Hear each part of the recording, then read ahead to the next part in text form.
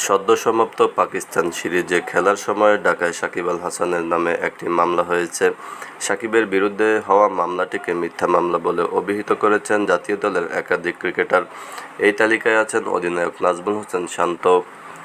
বাংলাদেশ অধিনায়ক জানিয়েছেন, অন্তর্বর্তীকালীন সরকারের উপদেষ্টা অধ্যাপক মোহাম্মদ ইউনূসের সঙ্গে দেখা হবে, তখন সুযোগ হলে সাকিবের মামলার প্রসঙ্গে কথা বলতে চান তিনি।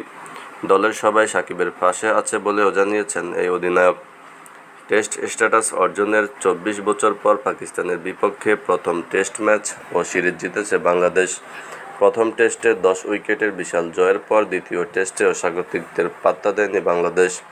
এমন জয়ের পর দলকে অভিনন্দন জানিয়ে সংবর্ধনা দেওয়ার ঘোষণা দিয়েছেন প্রধান উপদেষ্টা। শান্ত আরও বলেন, সেখানে সুযোগ পেলে সাকিবের কথাও বলবেন তিনি। বাংলাদেশ অধিনায়ক বলেন, সাকিব ভাইয়ের ব্যাপারটি এটি ভিন্ন একটি ব্যাপার, তবে প্রত্যেক খেলোয়াড় সাকিব ভাইয়ের পাশে আছে। এটা আমরা সবাই জানি যে সাকিব ভাই খেলার জন্য কতটা নিবেদিত এবং খেলার জন্য কতটা পাগল। সবসময় দলের জন্য চিন্তাভাবনা করে থাকেন। যখন দেখা হবে প্রধান উপদেষ্টার সঙ্গে এটা নিয়ে যদি কথা ওঠে, প্রতিটি খেলোয়াড় সাকিব ভাইয়ের পাশে আছে।